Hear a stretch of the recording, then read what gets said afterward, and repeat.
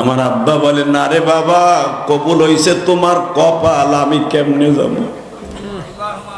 তুমি আগে করিয়ে আসো বাবা। এবার রমজানে আমিও নিয়ত করলাম আগামী বছর দরকার হয় জায়গা পেয়েছে আমিও উমরায় যাব। হুজুর, আমি আমার আব্বারে পাঠাইতে চেয়েছিলাম, আমার আব্বা আসে নাই, আমারে পাঠাইছে। হুজুর, আমাদের ঘরে ঠিক মতো খাওয়ানো নাই, কিন্তু মদিনাওয়ালা যেইভাবে কবুল করবে কল্পনা করি না। বিশ্বাস করেন, ছেলেটার কারগুজারি শুনে আমার অন্তরে এত ভালো লাগলো। হুজুর,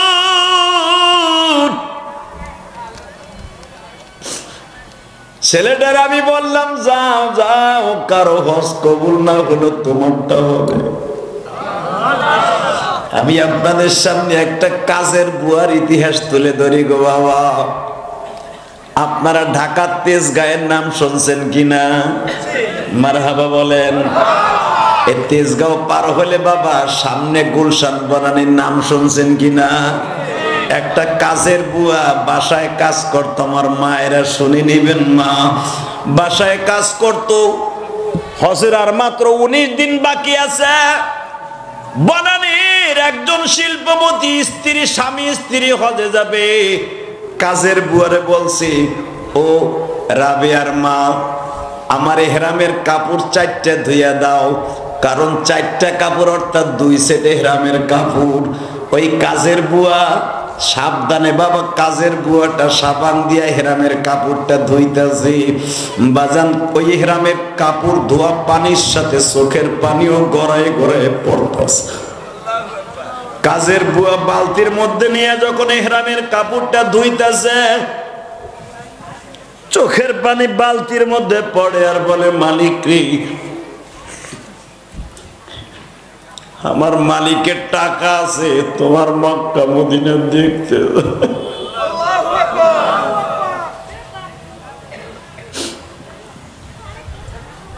আমার তো জীবনে কোনোদিন টাকা হবে না। 5-6 লাখ টাকা জীবনে জমাইতেও পারবো না, মক্কা মদিনায় যাইতেও পারবো না। 6500 কিলোমিটার রাস্তা বিমানে উঠিয়া নবীর রওজাটা দেখতে পারবো না। কিন্তু ইহরামের কাপড়টার একটু চোখের পানি দিয়া ধুয়ে দিয়ে দিলাম।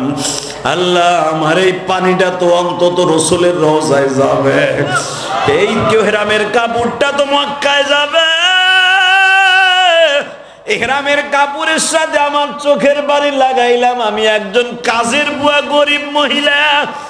অবশ্যই এই চোখের পানিটা যদি ইহরামের কাপড় সুতার সাথে লাগে, আমার এই মালিক এই কাপড়টা পরিয়া যখন তওয়াফ করবে, আমার চোখের পানিটা তুমি কাবা ঘরে সাক্ষী রেখে দিই।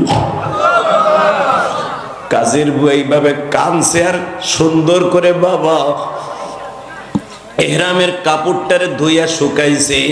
শুকাইয়া বাবা আবার চোখের পানি ওইটার সাথে লাগাইছে। এহরামের কাপড়ের সাথে চোখের পানি লাগাইয়া সুন্দর করে ইস্তারি করিয়া ভাঁজ করে মালিকের লাকেজে ভরে রাখছে।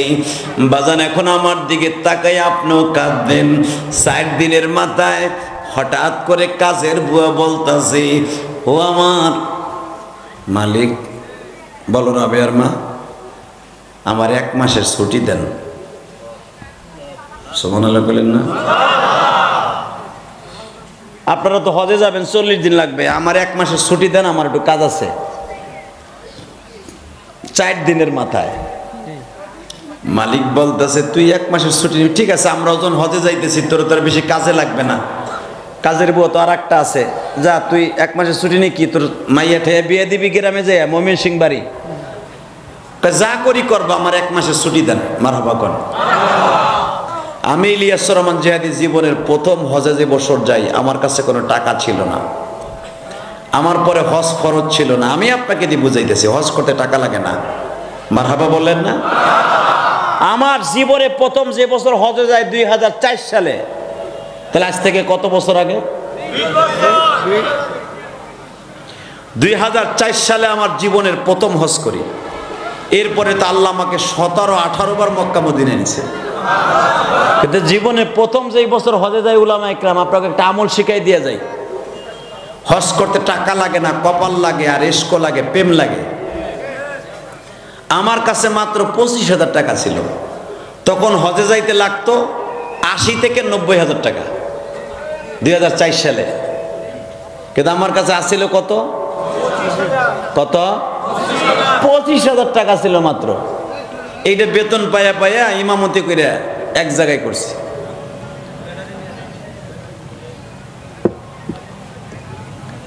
হঠাৎ করে দেখি হাজিরা হজে যাচ্ছে, হজের জন্য সব ফ্লাইট শুরু। এক হাজি আমাকে এসে বলতেছে যে দেশে হুজুর আমাকে লেগে দোয়া করেন, আমরা এক ফ্যামিলির থেকে 10 জন হজে যাব। আমি কেঁদে কেঁদে বললাম, আপনাকে টাকা আছে, আপনারা যাইতেছেন, আমরা গরিব মানুষ, জীবনে যাইতে পারবো কিনা। এই কথাটা বলতে দেরি আছে, উনি বাসায় চলে গেলেন। উনি বাসায় গিয়ে ট্রাভেলসের মালিকের সাথে যোগাযোগ করলেন যে আমরা তো 10 জন যাইতেছি, আমরা যদি মোটামুটি ইমাম সাহেব হুজুরকে নিতে যাই কত টাকা লাগতে পারে। বলতেছে আপনারা যদি একটু একটু করে দিয়ে দেন তাহলে আপনাকে ইমাম সাহেবের সাথে নিয়ে যেতে পারবেন। ও আমি গেছি দেখে আপনার জোর নাই না, আপনি যেতে পারবেন, আমি বলছি না ইনশাল্লাহ বলেন, আপনি যেতে পারবেন ইনশাআল্লাহ। তো ওনারা বাসায় যে পরামর্শ করলো যে আমরা তো 10-12 জন একসাথে যাইতেছি, হুজুরে আমরা কিছু কিছু টাকা দিয়ে লয়ে যাই। বাজান রে, আমি যখন আসরের সময় কেঁদে কেঁদে আল্লাহর কাছে বললাম, মানি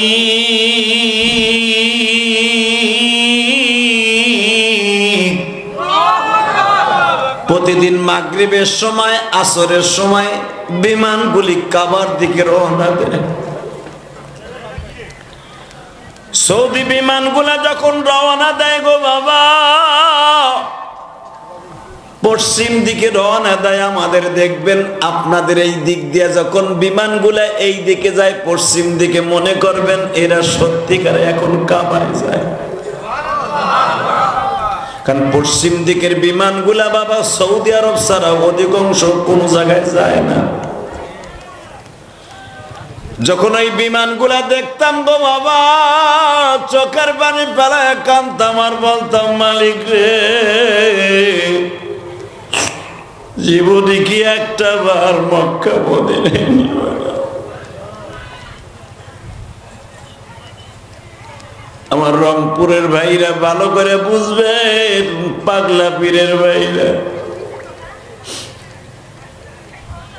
যখন ওই হাদিস সাহেব আমাকে আসরের সময় ইনফর্ম করলেন যে হাদিস সাহেব হুজুর আমরা নিয়ত করছি আপনার সাথে করে নিয়ে হজে যাব, বিশ্বাস করেন গো রংপুরের মুসলমান,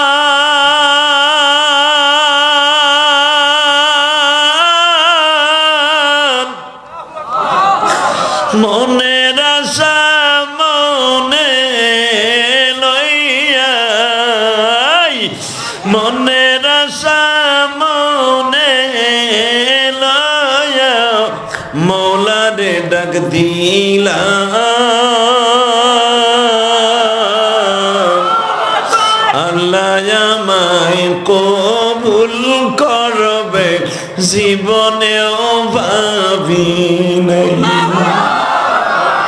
কত হাজি কাবায় যায় গো হজ করার লাগিয়া, আমরা পাপী পড়ে আসি রংপুরে বসিয়া। বাজানরে চোখের পানি ফেলাইয়া মাগরিবের নামাজ পড়ে বাজান 6 রাকাত আবাবির নামাজ পড়ল। সিজদার মধ্যে প্রায় ঈশা পর্যন্ত কাঁদলাম গো বাবা, মালিক রে তুমি এইভাবে কবুল করবা বুঝতে পারি নাই গো মালিক। ও বাজান 13 দিনের মাথায় যখন ইহরামের কাপড়টা শরীরে লাগাইলাম, আমার মসজিদের ইমাম সাহেব বাইরে আমি আপনাদের আমলটা শিখাই দিয়ে যাই, মক্কা মদিনায় যেতে হলে চোখের পানি লাগবে গো বাবা।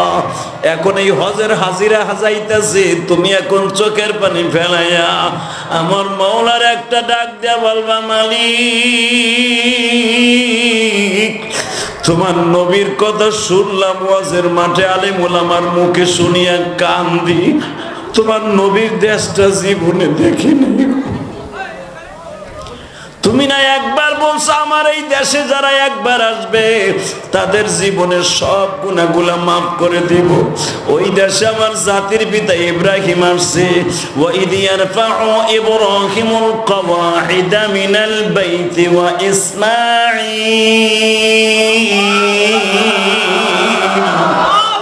ও আল্লাহ, আমার জাতির আব্বা, আমার আব্বা কাবা ঘরটা বানাইছে। আমার আব্বার কাবা ঘরটা আমার না দেখে কবরে ডাক দিও না। আমার জাতীয় ভাই ইসমাইল, ওয়াইদ ইয়ারফাউ ইব্রাহিমুল কওয়াইদা মিনাল বাইতি ওয়া ইসমাইল। আমার জাতীয় ভাই ইসমাইলের কবর কাবা হাতিমের মধ্যে। আল্লাহ, তুমি আমার ইসমাইলের কবরটা, আমার ইব্রাহিমের কবরটা, আল্লাহ ইব্রাহিমের কাবাটা না দেখায় আমার কবরে ডাক দিও না। যদি এখন এই চোখের পানি ফেলাইয়া বলতে পারেন, আমি কোরআন ধরে বললাম আপনি হজ করতে পারবেন ইনশাল্লাহ। বলেন ইনশাল্লাহ। আল্লাহু আকবার বলেন। তাহলে এবার আমি দেখবো, হাত দুইটা এখন উঠাবেন, চোখের মধ্যে পানি থাকবে আমার মতো। আমি যেমনি 25,000 টাকা ছিল, আমি যদি হজে যাইতে পারি, যুবক ভাই তুইও যাইতে পারবি ভাই, কেমনে যাবি নিজেও জানোস না, আল্লাহ তোর নিয়ে যাবে। হাত দুইটা উঠাইয়া চোখের পানি দিয়া, আজকে 22শে মে দেখি হাত দুইটা উঠাও। রংপুরের মুসলমান উঠাও, হাত উঠাও, উঠাও, দাও আল্লাহকে জোরে একটা ডাক দাও, আল্লাহকে জোরে একটা ডাক দাও, আল্লাহকে জোরে একটা ডাক দাও। কাবায় যাওয়ার নিয়ত করে আল্লাহকে জোরে একটা ডাক দাও। দাও 22শে মে, আজকে 22শে মে, জোরে একটা ডাক দাও। 22শে মে আল্লাহকে জোরে একটা ডাক দাও। রংপুরের জমি থেকে দাও। এই হাজার হাজার মুসলমান গভীর রাতে আল্লাহকে জোরে একটা ডাক দাও। ডাক দিয়ে বল, আল্লাহ আমি হজে যাব। আল্লাহ তুমি মাফ করে দাও রংপুরবাসীরা, একবার তুমি লয়ে যাও না কাবাতে, একবার তুমি লয়ে যাও না মদিনাতে। কত হাজি সালাম দেখো নবীর রওজাতে।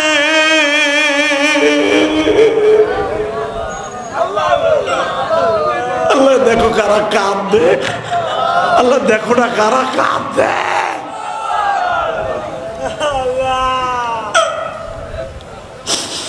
আল্লাহ যারা তোমার নবীর রওজায় যাইতে চায় গো, চোখের পানি ফেলায় যারা হাত দুইটা উঠাইয়া তোমারে ডাক দিছে, আল্লাহ তুমি একটা বার হলো তাদের লয়া যাও গো মানি।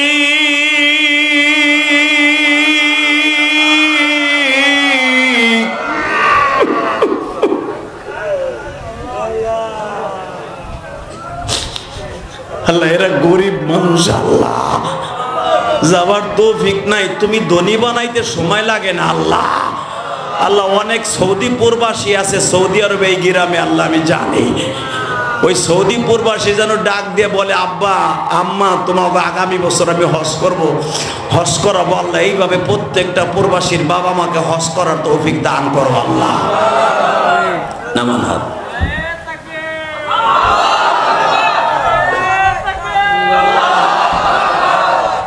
আল্লাহ তুমি না কইছো চোখের পানি সবচেয়ে দামি, তুমি এই মানুষগুলোর একবার মক্কা মদিনা নিয়ে যাও।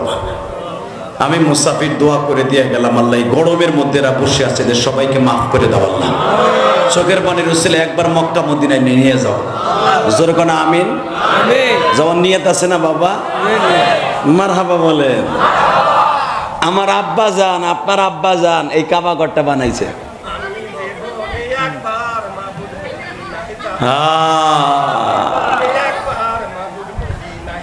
হ্যাঁ মারহাবা বলেন, আল্লাহু আকবার জোরে বলেন।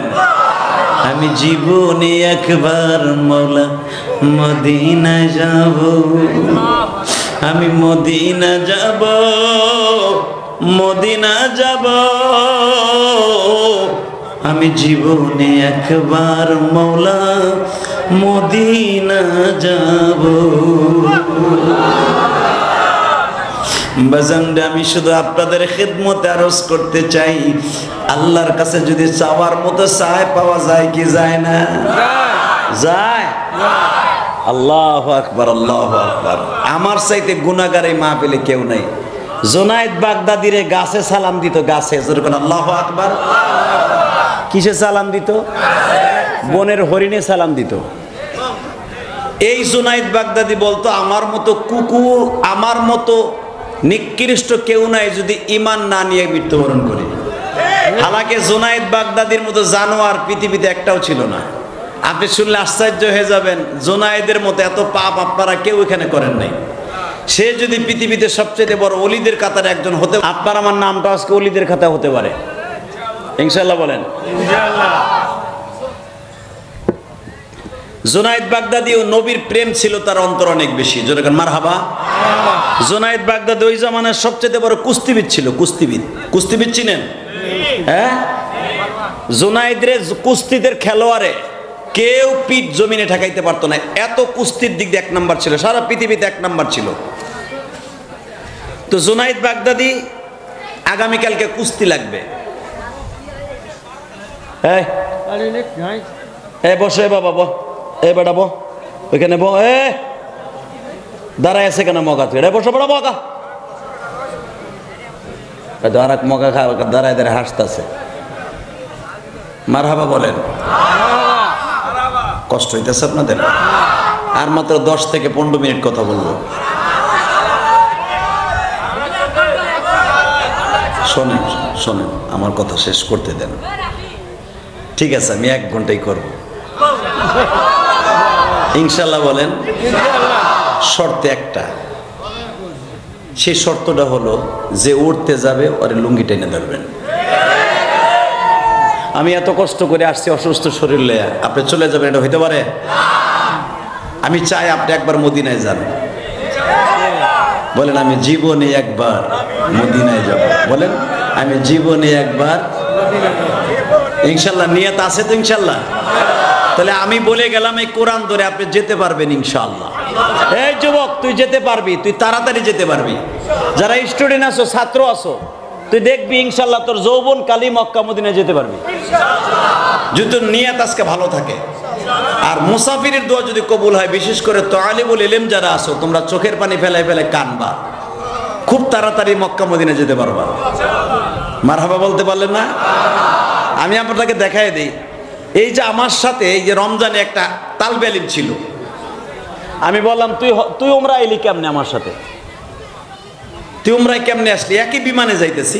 ওর বাড়ি এলো নারায়ণগঞ্জ, ওর বাবা একটা অটো রিক্সা চালায়, ছেলেটা কলেজে পড়ে। কলেজের থেকে কে জানো, আল্লাহ জানে, তার হেদায়েত দেশে জানি না, কলেজে পড়া অবস্থায় মাদ্রাসায় ভর্তি হয়েছে।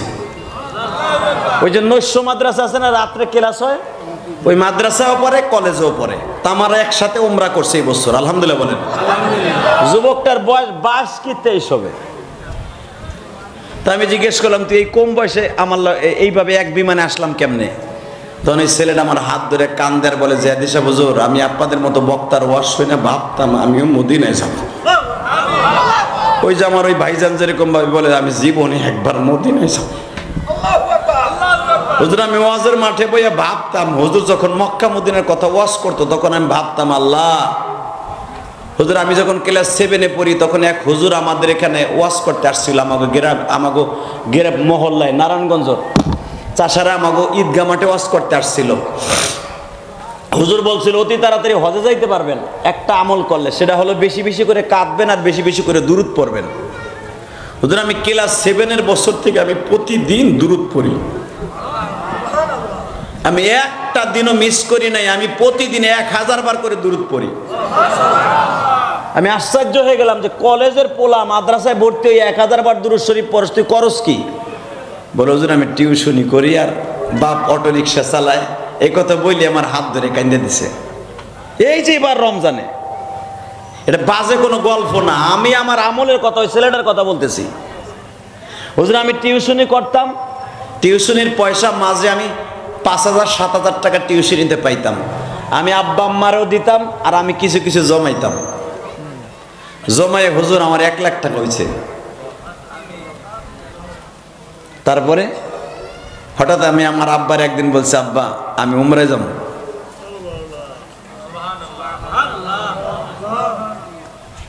আমার আব্বাও সেরকম মদিনার পাগল। আমার আব্বা বলে, তুমি যাইবা, টাকা পাইবা কই? আব্বা আমি গোপনে গোপনে কিছু টাকা জমাইছি। হুজুর আমার আব্বা বলে, ঠিক আছে যাইতে কত টাকা লাগবে? আব্বা 1.5 লক্ষ টাকা লাগবে, আমার কাছে 1,20,000 আছে। দেখেন আব্বা কারে কয় রে বাবা। ওই ছেলেটা বলে, হুজুর আমার আব্বা আমারে বলে আমিও যাও, তোমারে অনুমতি দিলাম। আমি আব্বারে প্রথম বললাম, আব্বা তাহলে আপনি যান, আমি থাকি, আমি পরেও যাইতে পারবো। আমার আব্বা বলে, না রে বাবা, কবুল হইছে তোমার কপাল, আমি কেমনে যাব? তুমি আগে করিয়ে আসো বাবা। এবার রমজানে আমিও নিয়ত করলাম আগামী বছর দরকার হয় জায়গা পেয়েছে আমিও উমরায় যাব। হুজুর আমি আমার আব্বারে পাঠাইতে চেয়েছিলাম, আমার আব্বা আসে নাই, আমারে পাঠাইছে। হুজুর আমাদের ঘরে ঠিক মতো খাওয়ানো নাই, কিন্তু মদিনাওয়ালা যেইভাবে কবুল করবে কল্পনা করি না। বিশ্বাস করেন ছেলেটার কারগুজারি শুনে আমার অন্তরে এত ভালো লাগলো। হুজুর ছেলেটার আমি বললাম, যাও যাও, কারো হজ কবুল না হলো তোমারটা হবে। আমি আপনাদের সামনে একটা কাজের বুয়ার ইতিহাস তুলে ধরি গো বাবা। আপনারা ঢাকার তেজগাঁয়ের নাম শুনছেন কিনা? মারহাবা বলেন। এই তেজগাঁও পার হলে বাবা সামনে গুলশান বনানীর নাম শুনছেন কিনা? একটা কাজের বুয়া বাসায় কাজ করতো, আমার মায়েরা শুনে নিবেন মা। বাসায় কাজ করতো, হজের আর মাত্র 19 দিন বাকি আছে। বনানীর একজন শিল্পপতি স্ত্রী, স্বামী স্ত্রী হজে যাবে। কাজের বুয়ারে বলছি, ও রাবেয়ার মা, আমার এহরামের কাপড় 4টা ধুইয়া দাও। কারণ 4টা কাপড় অর্থাৎ 2 সেট এহরামের কাপড়। ওই কাজের বুয়া সাবধানে বাবা, কাজের বুয়াটা সাবান দিয়া এহরামের কাপড়টা ধুইতেছে। বাজান ওই এহরামের কাপড় ধোয়া পানির সাথে চোখের পানিও গড়ায় গড়ায় পড়তেছে। কাজের বুয়া বালতির মধ্যে নিয়ে যখন এহরামের কাপড়টা ধুইতেছে, চোখের পানি বালতির মধ্যে পড়ে আর বলে, মালিক রে, আমার মালিকের টাকা আছে, তোমার মক্কা মদিনা দেখতে।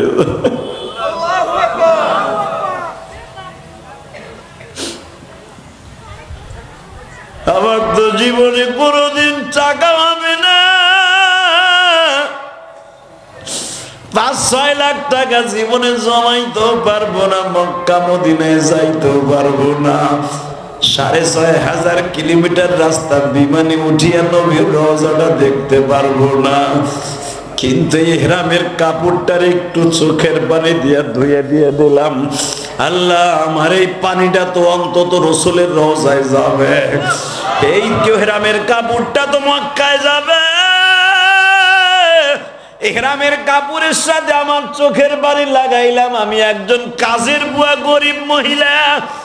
অবশ্যই এই চোখের পানিটা যদি ইহরামের কাপড় সুতার সাথে লাগে, আমার এই মালিক এই কাপড়টা পরিয়া যখন তওয়াফ করবে, আমার চোখের পানিটা তুমি কাবা ঘরে সাক্ষী রেখে দিই। কাজের বুয়া এইভাবে কানছে আর সুন্দর করে বাবা এহরামের কাপড়টারে ধুইয়া শুকাইছে। শুকাইয়া বাবা আবার চোখের পানি ওইটার সাথে লাগাইছে। এহরামের কাপড়ের সাথে চোখের পানি লাগাইয়া সুন্দর করে ইস্তারি করিয়া ভাঁজ করে মালিকের লাকেজে ভরে রাখছে। বাজান এখন আমার দিকে তাকাই, আপনিও কাঁদবেন।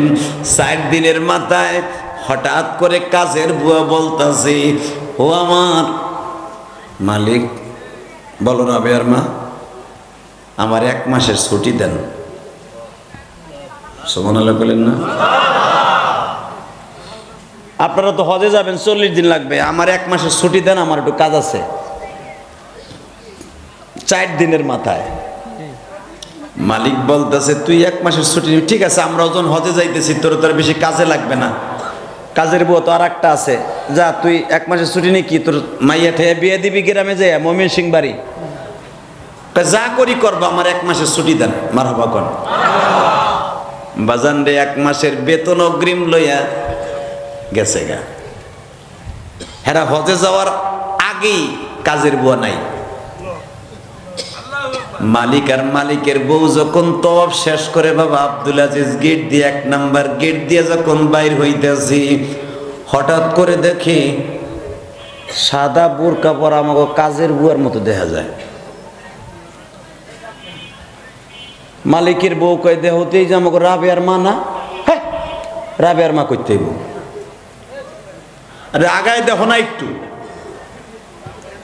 মালিক রে দেখে রাবেয়ার মা কাজের বুয়াটা মুখ ঢাকতেছে লজ্জায়। এই তুমি কি রাবেয়ার মা? তোমার রাবেয়ার মা আমার কাজের বুয়া? চোখের পানি ছেড়ে দিয়ে কয় মালিক হ্যাঁ আমি আপনার বাড়ির কাজের বুয়া। তো তুই কেমনে আইলি? তুই 1 মাসের ছুটি নিয়ে না গ্রামের বাড়ি গেলি? মালিক আমি সিটি নিয়ে কেন আসছি জানেন? আপনি শোনেন নাই? আপনার বাড়ির 3 বাড়ি পরে তারাও স্বামী স্ত্রী হজে যাওয়ার জন্য নিয়ত করছিল, হঠাৎ করে ওই বাড়ির মালিকের স্ত্রী মারা গেছে, শোনেন নাই?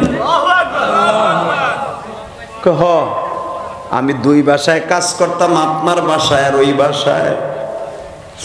হঠাৎ করে তার ছেলেরা সিদ্ধান্ত নিল আমার মা তো চলে গেছে, মায়ের হজের ফ্লাইট আর মাত্র কয়েকদিন পরে, কারে পাঠাবো? আমরা তো সবাই হজ করছি। রাবেয়ার মা কাইন্দা কাইন্দা আমার মায়ের খেদমত করছে, আর কাউরে না, তুই চলে যা।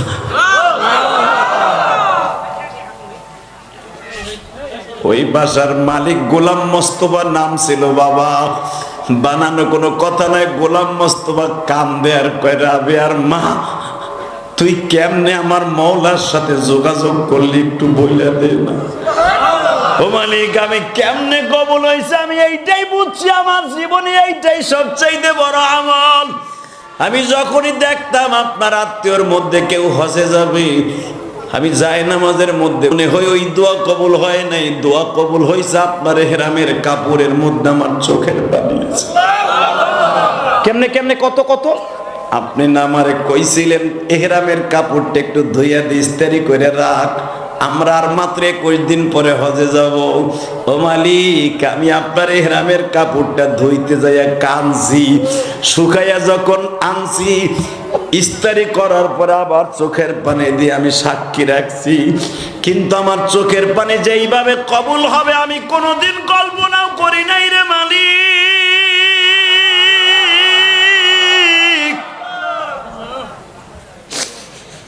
গোলাম মোস্তফা বলে রাবেয়ার মা আমি দোয়া করি তুই জানো রাবেয়া বস্তির মতো হইয়া যাস। আমার রংপুরের পাগলা পীরের বাইরা, মাজাবাড়ার বাইরা, আমি তোমাদের 2টা পাও ধরে বলে দিয়া যাই রে, আজকে 22শে মে তোমাদের সাক্ষী রাইখা গেলাম। আজকে 22শে মে আবার 2টা হাত উঁচা করিয়া 22শে মে রংপুরের জমিনে ওই কাজের বুয়ার মতো আমার মওলারে চোখের পানি দিয়ে একটা জোরে ডাক দাও আল্লাহ বলিয়া, জোরে একটা ডাক দিয়া 22শে মে আল্লাহকে দেখায়া বলো মালিক রে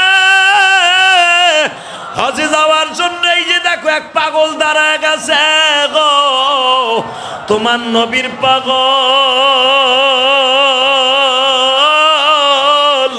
ওই যে এক বাজান দেখো হাত উঁচা করে মক্কা মদিনায় যাবে নিয়ত করে চিল্লায় আর কান্দে। সর্বনার মুরিদ ওইখানে আছে মালিক,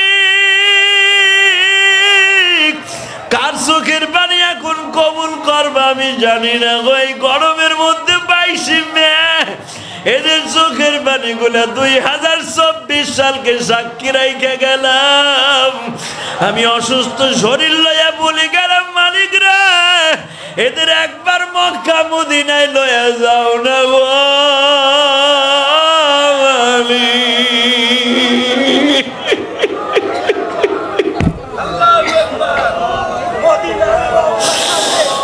মদিনায় আমার জান,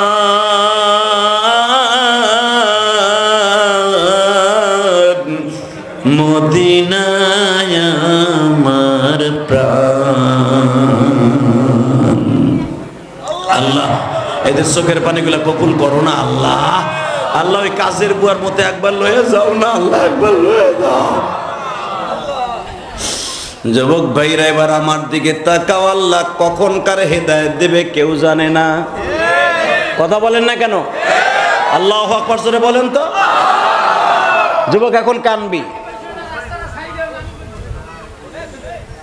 এই এদিকে তাকান। জুনায়েদ বাগদাদি এত বড় জানোয়ার ছিল, জুনায়েদের মতো এত বড় জানোয়ার বাগদাদের জমিন, ইরাকের জমিন আর কেউ ছিল না। আগামীকালকে কুস্তির প্রতিযোগিতা, জুনায়েদ প্রতি বছর ফার্স্ট প্রাইজ লয়ে বাসায় যায়। আজকে জুনায়েদের কাছে কুস্তির মাঠে দাঁড়ায় একজন বলতেছে, জুনায়েদ আমি তোমার সাথে কুস্তির মাঠে আসছি, জানো আমার পরিচয়টা জানো? কি তোমার পরিচয়? আমার নাম জাবের ইবনে আব্দুল্লাহ কুরাইশি। তুমি মক্কার থেকে আইছো কুস্তি লাগতে আমার সাথে? শুধু আমি মক্কারি ছেলে নয়, আমি রসুলের বংশের মানুষ। জোরে জোরে জোরে জোরে জোরে জোরে জোরে জোরে জোরে জোরে জোরে জোরে জোরে জোরে জোরে জোরে জোরে জোরে যুবক জোরে জোরে জোরে জোরে জোরে জোরে। ইশকে নবী যার অন্তরে আছে সে এখন ঠিকই পাগল হয়ে যাবে। জুনাইদের মতো জানোয়ার এই পৃথিবীতে একজনের ছিল না মুসলমানের বলা। যদি জুনাইদ জগৎ বিশ্ববিখ্যাত অলি হতে পারে, কুকুরে তারে সালাম দিত, গাছে সালাম দিত যে জুনাইদকে। এই জুনাইদের ইতিহাস জানো, ব্যাকগ্রাউন্ড জানো, আজ থেকে যাই না দাও। জোরে মারহাবা বলেন। রেডি? ইনশাল্লাহ বলেন। আরে তুমি কুরাইশ বংশের ছেলে, নাম কি? জাবের ইবনে আব্দুল্লাহ। তুমি আমার সাথে কুস্তি লাগতে কেন আসছো? জুনাইদ, আমার নবী বলেছে, মান আকরামা আলিমান কাআন্নামা আকরামানি, মান হাব্বা আলিমান কাআন্নামা হাব্বানি। যে ব্যক্তি আলেমকে সম্মান করলো অথবা আলেমকে ভালোবাসলো, সে আমি নবীকে ভালোবাসলো। জুনাইদ, আমি একজন আলেম মানুষ, কুরাইশ বংশের মানুষ। আমি জানি আমি তোমার সাথে মাসকে মাস কুস্তি লাগলে আমি তোমারে পরাজয় বরণ করাইতে পারবো না। কিন্তু জুনাইদ বড় আশা করে আসছি, তুমি যদি আশেকে রাসূল হও, মক্কা মদিনায় যাওয়ার আশা থাকে তোমার, আমি রসুলের বংশের মানুষকে একটু প্রেম করে ভালোবাসে একজন আলেম হিসাবে আমারে জিতায় দাও। আমি জানি তুমি এত বছর কুস্তি লাগো, তোমার পিঠ জমিনে কেউ ঠেকাইতে পারে নাই, তোমার ফার্স্ট প্রাইজ কেউ নিতে পারে নাই, কিন্তু আমারে তুমি জিতাই দিয়া ফার্স্ট প্রাইজটা এই বছর আমাকে দাও। জুনাইদ বলে, আমার লাভ কি? তোমার লাভ হলো বিশ্ব নবীর সুপারিশ তোমার জন্য অজীব হবে। জোরে জোরে জোরে জোরে জোরে। বিশ্ব নবী সুপারিশ করবে আমারে, তুমি কেমনে বুঝলা? সাব্বির ডাইন পাশে যা। আমি বলতে চাই, যখন বলছে বিশ্ব নবীর সুপারিশ আমার জন্য অজীব হবে, এটা তুমি কেমনে বুঝলা? বলে, আমি বুঝলাম এইটা যে বিশ্ব নবী তোমার সুপারিশ করবে, আমার নবী তোমাকে স্বপ্নে দেখা দিবে। আমি বললাম, আপনারা যদি আজকে আমল করেন, আমার নবী আপনার সাথে দেখা দিবে ইনশাল্লাহ। বলেন তো আল্লাহু আকবার জোরে বলেন তো। নবীরে স্বপ্নে দেখার নিয়ত আছে? আমি কোরআন ধরে বলে গেলাম, আমার নবীরে দেখতে পারবেন। আমি বলি নাই, আমার নবী নিজে বলছে, যদি আমারে দেখতে চাও সর্বপ্রথম আমার প্রেম তোমার অন্তরে ঢুকাও। তুমি যদি একটা মেয়ের সাথে প্রেম করার কারণে মেয়েরে প্রতিদিন স্বপ্নে দেখো, আমার নবীর সাথে একটু প্রেম করে দেখো না। শয়নে স্বপনে এমনকি নামাজের সেজদার ভিতর আমার নবীরে দেখতে পারবেন। রেডি? নিয়ত আছে ইনশাআল্লাহ। জুনাইদ বাগদাদি বলেন, আমি জাবের ইবনে আব্দুল্লাহকে বললাম, আমি নবীকে স্বপ্নে দেখতে পারবো, মক্কা মদিনায় যেতে পারবো? কয় হ্যাঁ। তোমারে জিতাই দিলে? কয় হ্যাঁ। সত্যি পারবো? কয় হ্যাঁ। কি করতে হবে তাই বলো। তুমি অভিনয় করে আমার জিতাই দিবা, তুমি নিচে পড়ে যাবো। বাজানরে জাবের ইবনে আব্দুল্লাহ জুনাইদকে বললেন, আমি তো তোমার সাথে শক্তিতে পারবো না। হে জুনাইদ, তোমার পরাজয় বরণ করাবার জন্য প্রসেসিং কি সব আমার শিখায় দাও। জুনাইদ বাগদাদি বললেন, তুমি আমার গলার মধ্যে হাত দিবা, দুই ঠ্যাঙের মাঝখান দিয়া তোমার ঠ্যাংটা ঢুকায় দিবা, একটা মোচড় দিয়ে আমার জমিনে ফেলাই দিবা, আমি 3 বার অভিনয় করে জমিনে পড়িয়া যাব। যদি আপনি আশেকে রাসূল হন গো বাবা, আমার নবীরে আপনি কেমনে স্বপ্নে দেখবেন আমলটা শিখাই দিয়ে যায়। জীবনে মাদ্রাসায় পড়তে পারেন নাই, আলেম হতে পারেন নাই। জুনাইদ বাগদাদির বয়স কিন্তু তখন কেউ বলেন 38 বছর, কেউ বলেন বাবা 32 বছর। এই 38 বা 32 বছরের জুনাইদ যদি জগৎ বিশ্ববিখ্যাত ওলি হতে পারে, তুই কেন পারবি না রে যুবক? এবার আওয়াজ দিস। জুনাইদ বাগদাদি বলতেছে, তুমি আমার জমিনে ফেলে দাও। ফেলে দিল বাবা। ফার্স্ট প্রাইজ নিয়ে যখন জাবের ইবনে আব্দুল্লাহ বের হয়ে যায়, গ্যালারির সমস্ত মানুষগুলা বলে, এটা পাতানো খেলা, মানি না, মানবো না। এই মানুষটার কাছে জুনাইদের মতো এত বড় শক্তিশালী মানুষটা কোনোদিন পরাজয় বরণ করতে পারে না। মনে হয় জুনাইদ যে পুরস্কারের টাকা পাইতো, তার চাইতে ডাবল টাকা মনে ওই জাবের ইবনে আব্দুল্লাহ তারে দিছে। এই জন্য সে নিজে ইচ্ছা করে পরাজয় বরণ করল, আমাদের ইরাকের জমিনকে পরাজয় বরণ করাইলো। কেউ জুনাইদের চুল ধরে টান দেয় বাবা, কেউ মাথা ধরে টান দেয়, কেউ একটা কিল দেয়, ঘুষা দেয়। জুনাইদ বাগদাদি কোনো প্রতিবাদ করে না গো বাবা। এবার কানবা গো বাবা, আমি জানি না কার জানো মা নাই, কার জানো বাবা নাই, কার অন্তরে নবীর ইশকের আগুন ধাউ ধাউ করে জ্বলে উঠছে। মক্কা মদিনায় যাওয়ার নিয়াত করে, নবীর স্বপ্নে দেখার নিয়াত করে, কে এখন কানবে?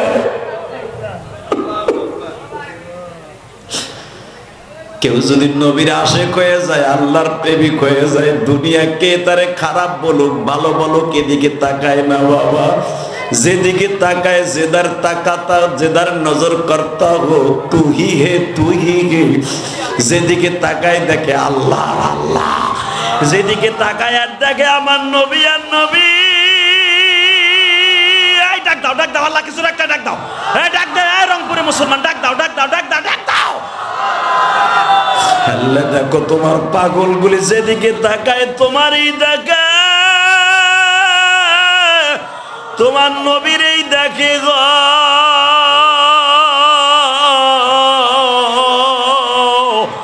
इश्क़ महबूब खुदा जिस दिल में हासिल नहीं, लाखों मोमिन हो मगर ईमान में काबिल नहीं। আল্লাহ তোমারে পাইবার জন্য তোমার পাগলগুলো এখন তোমার ইশকের আগুন কলিজায় জ্বালায় ফেলবে। তোমার ইশকের আগুন ছাড়া তো মক্কা মদিনায় যাওয়া সম্ভব নয়। আল্লাহ আজকে 22 মে তোমার পাগলগুলো এখন জুনাইদ বাগদাদির মতো তোমারে ডাক দিবে। জুনাইদ বাগদাদি ডেকে ডেকে বলে, হো জাবের ইবনে আব্দুল্লাহ, আমি তো তোমারে জিতায় দিলাম, তুমি আমারে কি দিয়া গেলা? জাবের ইবনে আব্দুল্লাহ হাতের মধ্যে এই আঙ্গুলটা গালের মধ্যে দিয়া বাবা হাতের মধ্যে লিখে দিয়া যায়, নবী গো আপনি না বলছেন মান আকরামা আলিমান কান্নামা আকরামানি, মান হাব্বা আলিমান কান্নামা হাব্বানি। যারা আলেমকে মোহাব্বত করলো, যারা আলেমকে মোহাব্বত করে অন্তত মুসাবার মধ্যে 10টা টাকা হাদিয়াও দিল,